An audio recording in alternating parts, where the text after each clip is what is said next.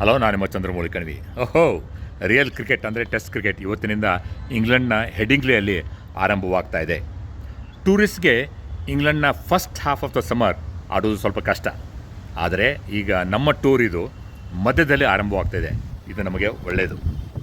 England ಐಟಿನರಿಯಲ್ಲಿ ತಮಗೆ advantage ತೆಗೆದುಕೊಳ್ಳೋ ಪ್ರಯತ್ನ ಮಾಡಿದ್ದಾರೆ.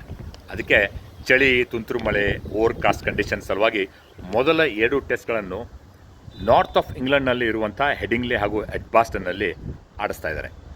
ಅರ್ಲಿ ಲೀಡ್ ತೆಗೆದುಕೊಳ್ಳೋಣ ಅಂತ ಅವರ ಪ್ಲ್ಯಾನ್.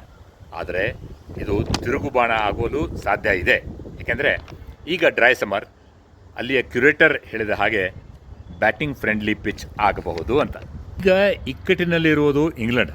ಯಾಕಂತಂದರೆ ಬೌಲರ್ ಫ್ರೆಂಡ್ಲಿ ಪಿಚ್ಗಳನ್ನು ಮಾಡಿದರೆ, ವೇಗದ ಬೌಲರ್ಗಳಿಗೆ ಹೆಲ್ಪ್ ಆಗುವಂಗೆ ಮಾಡಿದರೆ ನಮ್ಮ ಬುಮ್ರಾ ಪಡೆ ಬೂಮ್ ಮಾಡುತ್ತಾರೆ. ಮೊದಲೇ ಇಂಗ್ಲೆಂಡ್ ಟೀಮ್ನಲ್ಲಿ ಅಡ್ವಾಂಟೇಜ್ ತೆಗೆದುಕೊಳ್ಳಲು ಈಗ ಜೇಮ್ಸ್ ಆ್ಯಂಡರ್ಸನ್ ಹಾಗೂ ಸ್ಟುವರ್ಟ್ ಬ್ರಾಡ್ ರಿಟೈರ್ ಆಗಿದ್ದಾರೆ. ಅತ್ತ ಜೋಫ್ರಾ ಆರ್ಚರ್, ಅಟ್ಕಿನ್ಸನ್ ಹಾಗೂ ಮಾರ್ಕ್ ವುಡ್ ಇಂಜೋರ್ಡ್ ಆಗಿದ್ದಾರೆ. ಹೀಗಾಗಿ ಬ್ಯಾಟಿಂಗ್ ಫ್ರೆಂಡ್ಲಿ ಪಿಚ್ ಮಾಡಿದರೆ ನಮ್ಮ ಜಿ ಬಳಗ ಬಾರಿಸ್ತಾರೆ. ಇಂಡಿಯನ್ ಪ್ಲೇಯಿಂಗ್ 11 ನಿಮಗೆ ಗೊತ್ತೇ ಇದೆ. ನನ್ನ ವಾದ ಏನು ಅಂತಂದರೆ, ನಮ್ಮ ಈ ಟೀಮ್ನ ಅನುಭವಿ ಬೆಸ್ಟ್ ಬ್ಯಾಟರ್ ಯಾರು? KL ರಾಹುಲ್. ಅವರೇ ನಂಬರ್ 4 ಸ್ಥಾನದಲ್ಲಿ ಆಡಿದರೆ ಒಳ್ಳೆಯದು.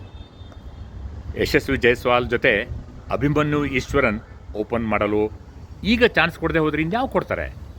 ಚಾನ್ಸ್ ಕೊಡದೆ ಹೋದರೆ ಇದು ಡೊಮೆಸ್ಟಿಕ್ ಕ್ರಿಕೆಟ್ಗೆ ಒಂದು ಧೋಕಾ ಮಾಡಿದಂಗೆ ಆಗುತ್ತದೆ. ಓಪನರ್ಸ್ ಆಗಿ ಯಶಸ್ವಿ ಜೈಸ್ವಾಲ್ ಹಾಗೂ Abhimanyu Eshwaran, number 3 Gill, number 4 KL Rahul, number 5 and 6 Pant ಹಾಗೂ ಕರುಣ್ ನಾಯರ್. ಈಗ ಸ್ವಲ್ಪ ಡಿಫೆನ್ಸಿವ್ ಆಗಿರಲಿ, ಯಾಕಂದರೆ ಬಿಗಿನಿಂಗ್ ಆಫ್ ದ ಟೂರ್ ಇದು. ನಂಬರ್ 7 ಸ್ಥಾನದಲ್ಲಿ ಆಲ್ರೌಂಡರ್ ರವೀಂದ್ರ ಜಡೇಜಾ. ನಂಬರ್ 8 ಮತ್ತೊಬ್ಬ ಬೌಲಿಂಗ್ ಆಲ್ರೌಂಡರ್ ಶಾರ್ದುಲ್ ಠಾಕೂರ್, ಕುಲ್ದೀಪ್ ಯಾದವ್ ಹಾಗೂ ನಿತೀಶ್ ರೆಡ್ಡಿ. ಆಮೇಲೆ 9, 10 ಜಾಕ್ ನಮ್ಮ ಫಾಸ್ಟ್ ಬೌಲರ್ಸ್. ನಮ್ಮ ಯುವ ಜಿಜಿ ಪಡೆ ಅಂದರೆ ಗಂಭೀರ್ ಗಿಲ್ ಪಡೆ ಅಂತಿರೋ ಅಥವಾ ಗಿಲ್ ಗಂಭೀರ್ ಅಂತಿರೋ ಅದು ನಿಮಗೆ ಬಿಟ್ಟಿದ್ದು. ಇವರು ಈಗ ಅಂಡರ್ ಡಾಗ್ಸ್. ಹೀಗಾಗಿ nothing to lose but everything to gain.